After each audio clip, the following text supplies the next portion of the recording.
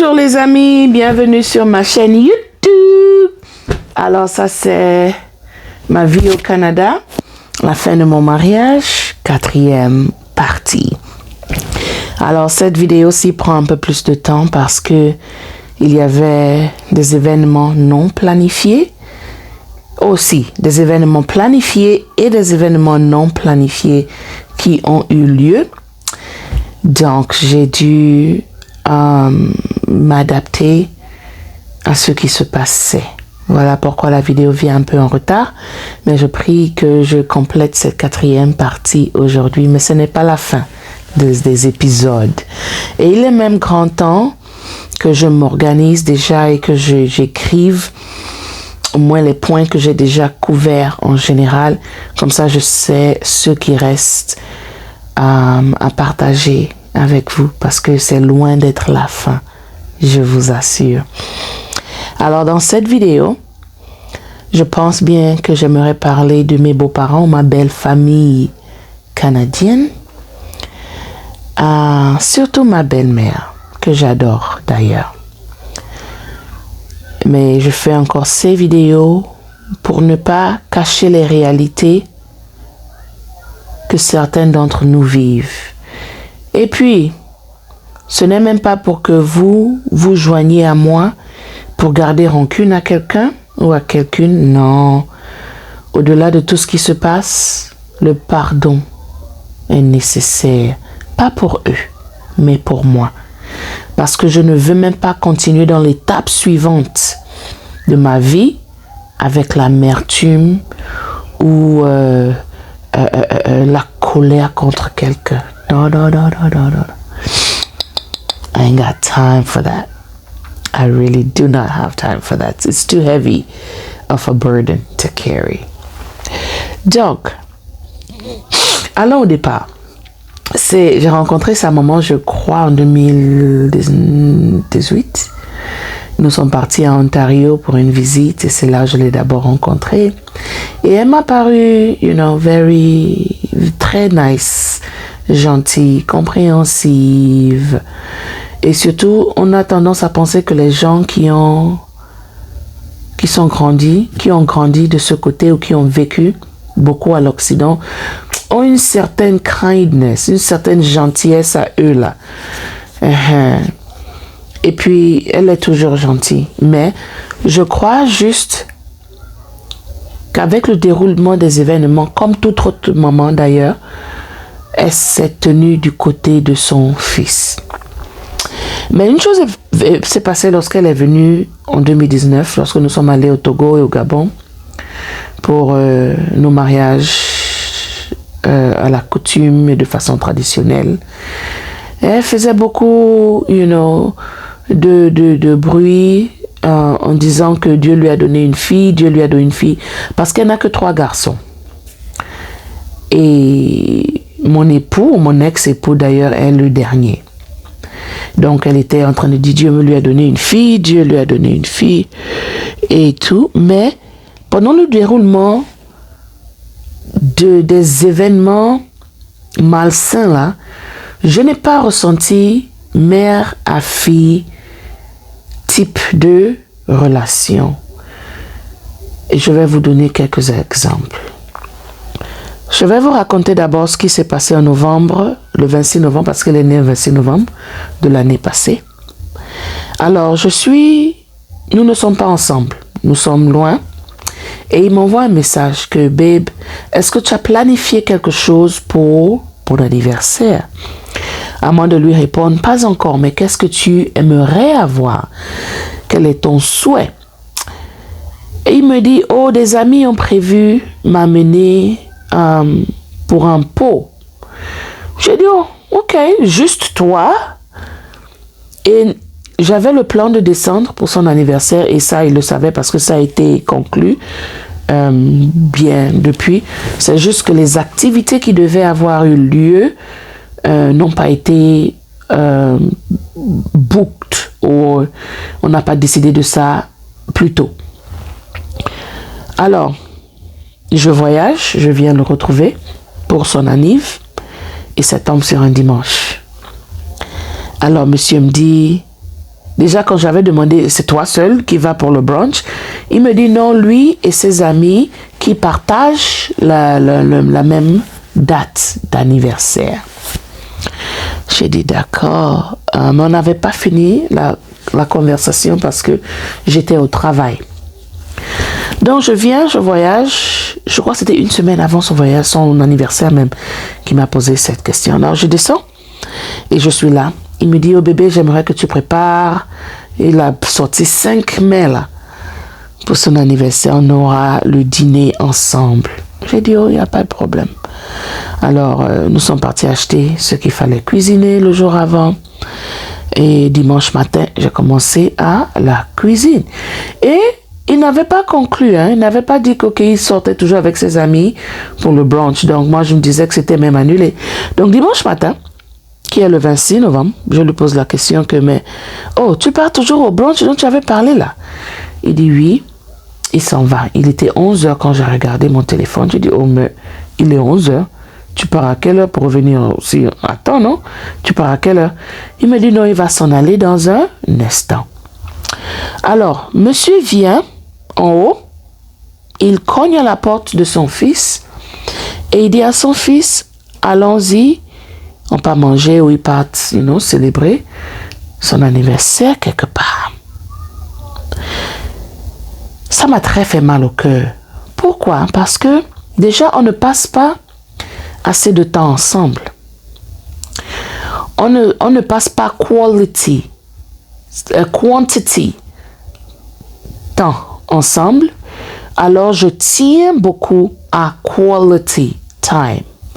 Non, tu sais que je suis descendue pour ton anniversaire et tu me balances à la cuisine là pour aller préparer. Mais avant qu'il ne parte, je lui ai posé la question.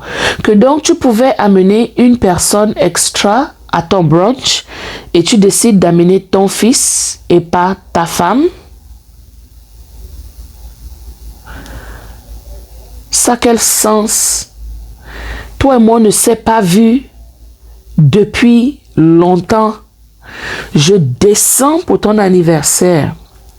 Tu vas à un brunch pour ton anniversaire et tu décides qu'il est juste de me laisser à la maison encore, seul avec l'enfant, hein?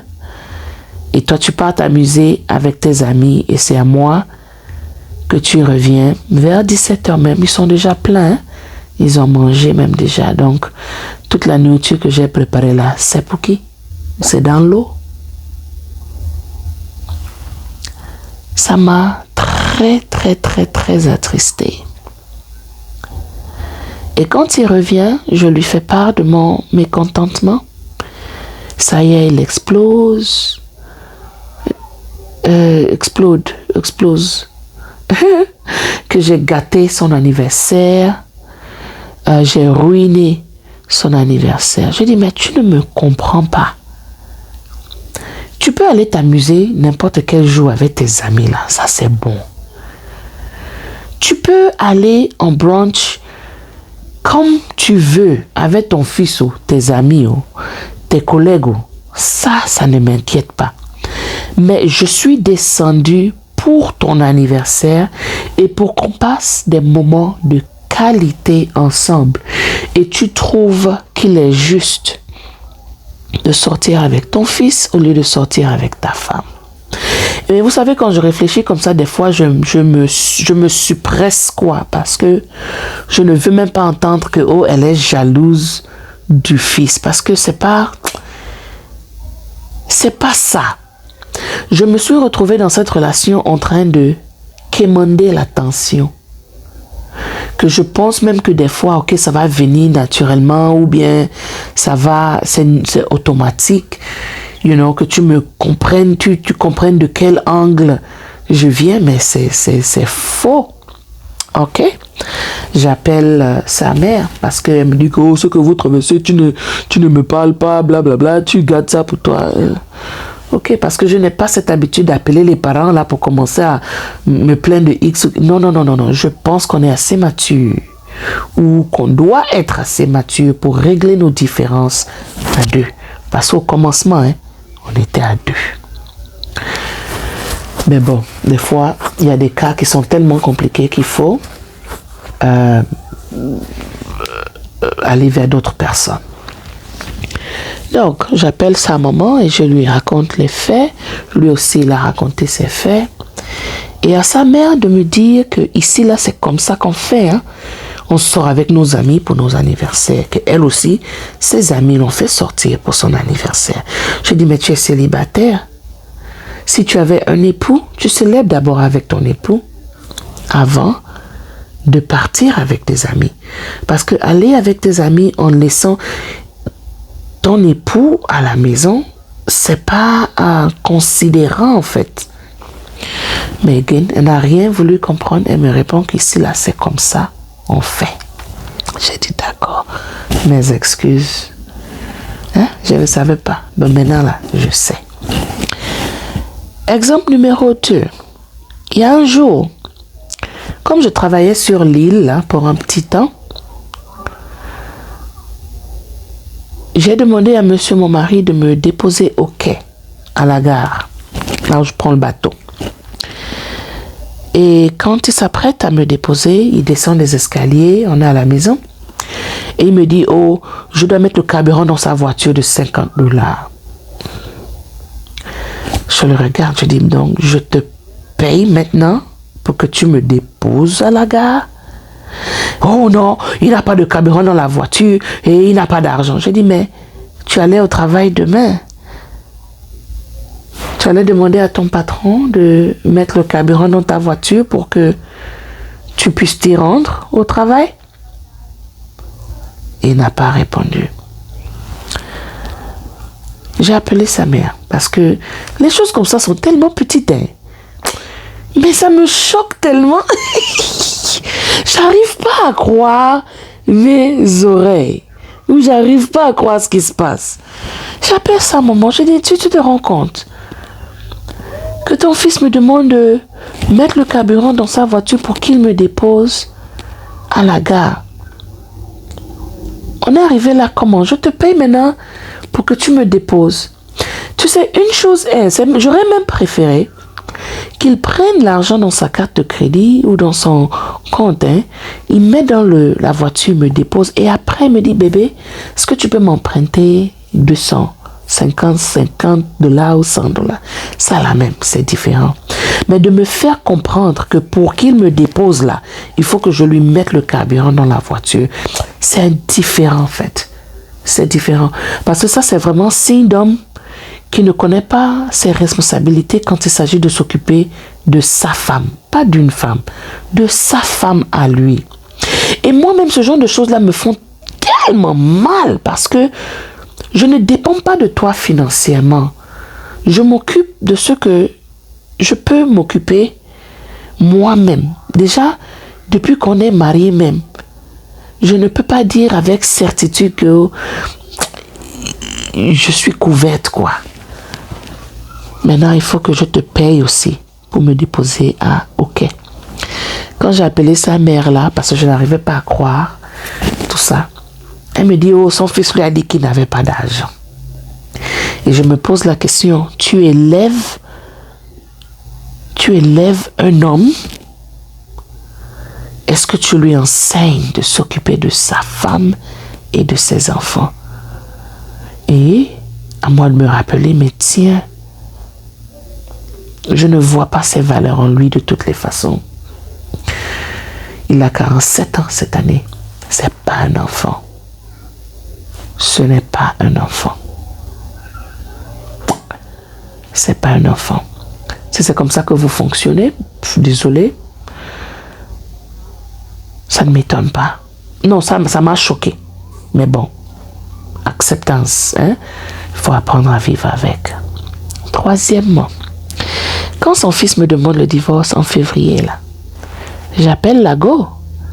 Je lui envoie le message que « Hey, maman, ça va? Voici ce que ton fils vient de me demander. » D'abord, au départ, elle m'ignore. J'ai envoyé un second message. Elle ignore. J'appelle. Elle me dit qu'elle est occupée avec le travail. Elle va me rappeler. J'ai patiemment attendu et elle a rappelé.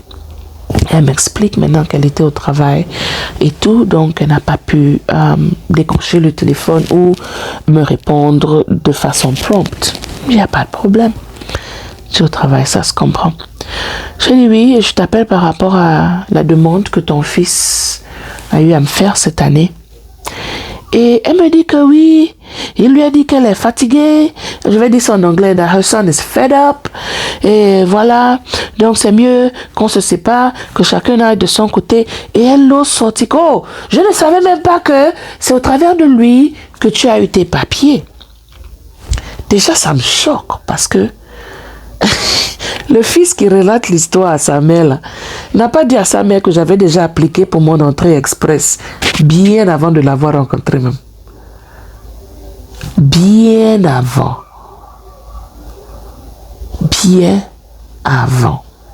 Like 6 mois avant même de l'avoir rencontré. J'avais déjà conclu mon application de l'entrée express. Mais quand elle sort ça m'étonne parce que I'm like, où est le lien entre mes papiers? Si c'est moi qui épousais ton fils là, pour papier là, j'allais demander divorce depuis Kala Kolo. Parce que tout ça, je supporte même. Les papiers là, ça ne vaut pas la peine quoi. C'est lui qui demande divorce et c'est moi qui l'ai utilisé pour papier. Mais quand elle me raconte ça même, je lui pose la question que où est le lien entre ce qui se passe et ton commentaire, parce que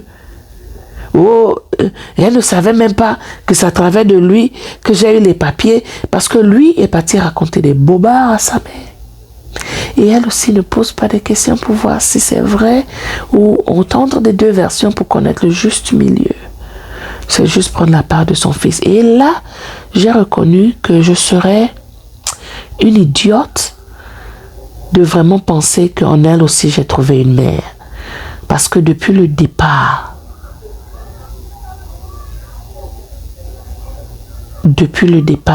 c'est one-sided. C'est une personne. Elle prend la part de son fils et c'est raisonnable. C'est son fils. Hein? On ne peut pas se fâcher contre ça. Mais il est important pour moi de savoir que la terre sur laquelle je me tiens là est solide ou pas. Ça me permettra aussi de ne pas avoir de faux espoirs. Ça me permettra de ne pas avoir de faux espoirs en pensant qu'en elle, vraiment, je peux trouver un refuge ou je peux trouver quelqu'un en qui me confier ou quelqu'un à qui partager mes moments. C'est faux. C'est faux, c'est faux, c'est faux, c'est faux, c'est faux. Mais ça, c'est leçon apprise pour moi. Et puis, il n'est pas trop tard. Hein? Il n'est pas trop tard du tout. Alors, je vais vous raconter une autre histoire. Vers mars, j'avais d'abord un cyste qui grandissait. Et ici au Canada, c'est vrai que la santé est gratuite per se. Et ils ont remarqué que quelque chose, ça grossissait.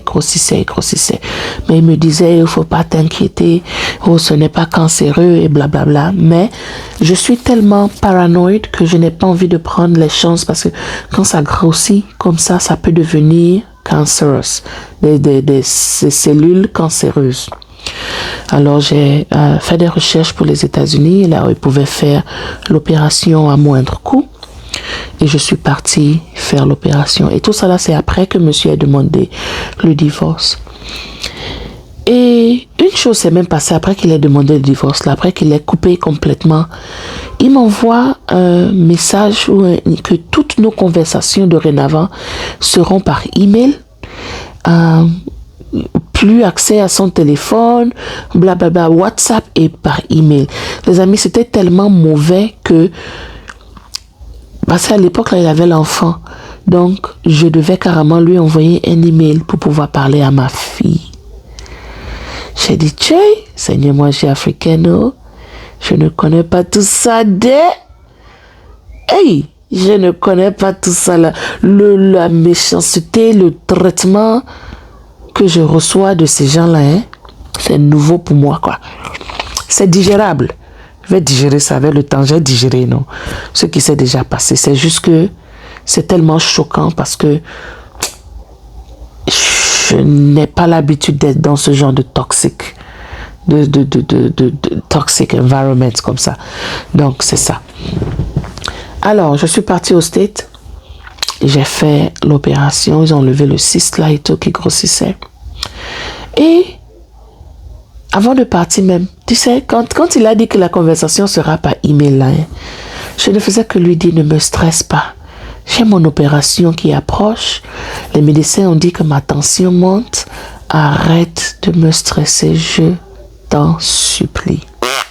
Ça rentre là, ça sort là. Alors,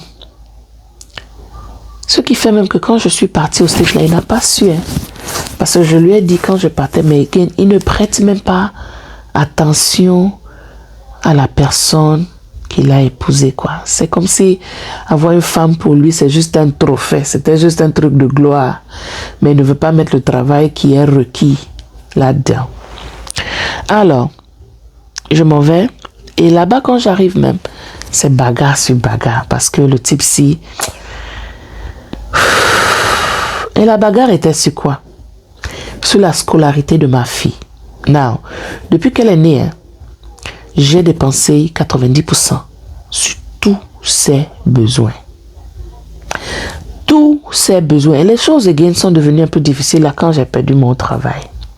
J'ai pas perdu le travail. J'ai arrêté le travail pour continuer l'école. Il m'envoie un message que, oh, il faut payer la crèche de l'enfant, le daycare de l'enfant. Je dis, mais c'est ta fille aussi, non? J'ai payé jusque-là. Tu peux payer pour continuer. J'ai dit, c'est ton enfant, ce sont tes priorités aussi. Il faut faire. Le message que je lui envoie là, il copie et colle ça et me renvoie mon propre message en me disant moi aussi que ma fille doit aussi être ma propre priorité. J'ai dit, d'accord. Non, c'est comme ça. Ma tension était haute. Je m'en vais au centre d'opération. Il me renvoie à la maison en disant que non, on ne peut pas t'opérer. Ta tension est tellement élevée. Va à la maison dormir, va te calmer. Ils m'ont donné certains médicaments. Alors, je suis retournée dans la salle, dans la maison dans laquelle je restais là, Airbnb. Et j'ai bu les médicaments histoire de me calmer et tout. Donc le lendemain, ils m'ont dit de revenir à 10h du matin. Je suis partie. La tension était mieux. Maintenant, ils ont pu faire l'opération. Gloire à Dieu. Après l'opération, je rentre à la maison et tout ça là se passe. Je suis toujours à l'école. J'avais même l'ordinateur ouvert comme ça là à l'école, à l'hôpital quand on me faisait la consultation et tout parce que je pouvais pas rater les cours. But anyways, I just did my best. Donc, je finis avec le dernier jour je quitte les États-Unis pour le Canada. Mon mari m'appelle.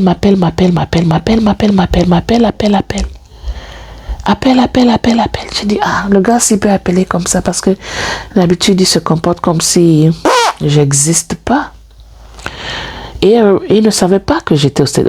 Du moins, je ne lui avais pas dit. Who's that? I'm there, stranger. Okay, give me 5 minutes.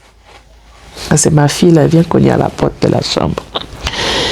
Donc, il a appelé tellement, ça m'a inquiété. Attends, je vois ce qu'elle veut. Donc, je me disais que le gars, s'il peut appeler comme ça, je vous assure que 1 minute passe 7 appels manqués. 1 minute passe au moins 15 appels manqués. Bon, je n'ai rien.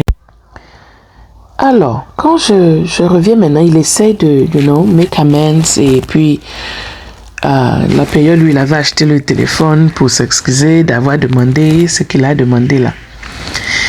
Alors, une nuit, après un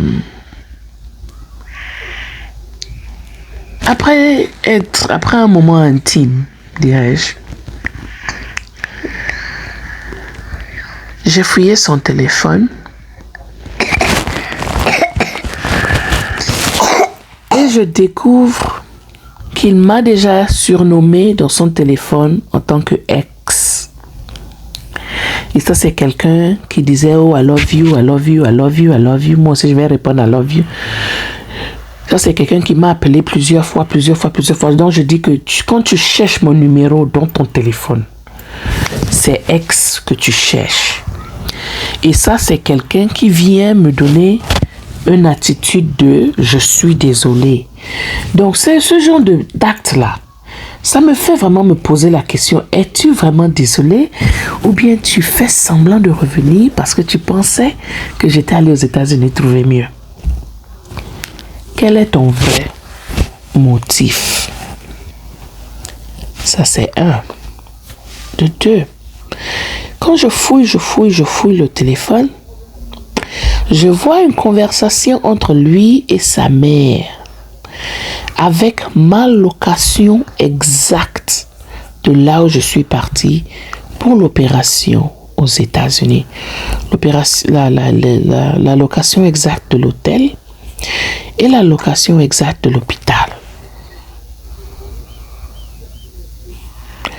Il envoie bien le message à sa mère. Maman, est-ce que tu peux m'envoyer les photos de là où Sika était aux States? Parce que je ne retrouve... Il avait perdu son téléphone. Moi, je suis étonnée, sidérée, choquée.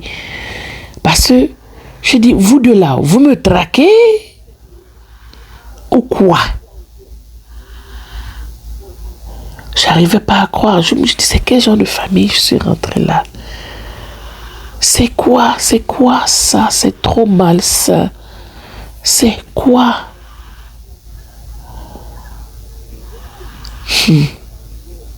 J'ai pris mon mal en patience. Des choses comme ça, quand ça se passe rapidos, je prie et j'appelle mon thérapeute, parce que c'est tellement étrange, c'est tellement vaste, c'est tellement douloureux, effrayant, dirais-je. Ça, c'est le mot que je cherche. C'est tellement effrayant. Ok. Je digue encore dans le téléphone. Je vois des emails. Il a envoyé les documents de séparation à son frère, à sa mère et à un avocat où il demande à ce que moi, je lui paye child support de $600 le mois pour qu'il s'occupe de l'enfant. Je ne sais pas où, dans quel monde il va penser que moi, je vais laisser mon enfant avec lui. Tu es bourré. Ça, c'est un. Dans les emails encore, il demande ce qu'on appelle spousal support, donc le support de l'époux. Moi, je dois lui payer de l'argent. Pourquoi? Parce que je travaille ou je gagnais plus que lui. Et troisième point qu'il a demandé, c'est carrément $150,000 pour la vente de la seconde maison. Et non, c'est une maison dans laquelle il a seulement investi 90,000, même pas 100,000 ou 150,000. Mais je me demande que cette personne doit être tellement gourmande pour même demander plus que ton investissement. C'est la vie, c'est les êtres humains. Oh, mais ça m'a choqué de savoir que ma location est partagée comme ça. Ça a expliqué beaucoup de choses parce que quand il revenait là avec force, je me disais qu'il avait vraiment changé, that he cared enough, pour s'occuper de my well-being, de mon bien-être, mais c'était faux, quoi. Il pensait juste que je move on avec un autre homme. C'est ça qui a fait, il a couru pour revenir. Mais le motif de son retour n'était pas du tout sincère. Et ça n'a pas tardé. Après quelques mois, là, j'ai découvert que c'est pas sincère. Ou quelques semaines, ou jours même, c'était pas sincère. Donc, après le commentaire de sa mère, là, que lui-même a fait le commentaire pareil. Hein? Il me dit, je l'ai utilisé pour les papiers. Je l'ai bankrupt. Je regarde la personne, je dis, mais que Dieu te bénisse, vraiment. Que Dieu te bénisse. Depuis le départ, tu penses que j'oublie que c'est toi-même qui m'utilises? À 2 semaines que toi et moi on se rencontre à peine, tu me demandes de payer le billet d'avion de ton fils. Non, le billet d'avion de son fils, à l'époque, c'était $1,500 parce que l'enfant voyageait en tant que enfant non accompagné. 1,500, toi et moi on se connaît pas encore comme ça. Tu vas me demander de te payer le billet de l'enfant. Pourquoi? Pourquoi? Parce que quand lui et moi on s'est rencontrés, j'avais beaucoup d'invitations pour les États-Unis pour aller rendre ministère. Ce qui fait que j'étais toujours en voyage. Et puis j'avais un très bel appartement, j'avais ma voiture, là que j'avais mes choses qui marchaient bien pour moi. Je ne dépendais pas de X ou Y, sauf de Dieu, pour subvenir à mes besoins. Et il a vu l'aisance dans laquelle je vivais. Il a décidé de venir coller à ça là, pour manger aussi. Parce que depuis, c'est manger, manger, manger, il mange. La même chose avec ma voiture blanche. Quelqu'un te donne une nouvelle voiture, plus nouvelle que la tienne, et tu dis que quand tu vends ta voiture, tu me donnes l'argent. Pourquoi devrais-je toujours courir derrière toi pour l'argent? Hein? Ça doit être automatique. Tu as reçu une nouvelle voiture, tu as vendu ta vieille voiture, donc tu donnes l'argent à la personne qui t'a donné la nouvelle voiture. Mais non, il faut que je cours toujours derrière toi. So, si on regarde même qui a utilisé qui là, papa, il faut te calmer. Parce que même après l'achat de la première maison, monsieur aussi est parti démissionner. Il est parti démissionner, laissant toutes les charges sur moi. Et je me dis, il faut que je supporte. Je suis une bonne femme, j'essaye, je supporte mon époux qui, hopefully, ne sera pas, en bas pour toujours, que je supporte. Maintenant, je tiens la forte de la maison et il va se relever. Rien. Après l'achat de la seconde maison, tu fais la même chose. Mais non, c'est une habitude maintenant. C'est pattern maintenant. Non, non, non. Non. So, c'est là où sa mère, et depuis toutes ces conneries qu'il fait là, sa mère ne m'a plus jamais écrit. Hein. L'anniversaire de l'enfant est passé le 12 juin. Aucun mot. Sa famille se tient à l'écart. Oui, peut-être c'est mieux même. Peut-être c'est mieux comme ça, parce que je suis fatiguée de m'expliquer. Je suis fatiguée de défendre. Et sa maman a sorti quelque chose d'autre que, pourquoi son fils reste toujours dans la chambre parce qu'il n'est pas bien traité ici. Et quand sa mère me sort ce commentaire-là même, je vous ai dit, j'étais toujours sur l'île de Vancouver. Je n'étais même pas à la maison. Je dérange l'enfant là en quoi? Je ne suis même pas là.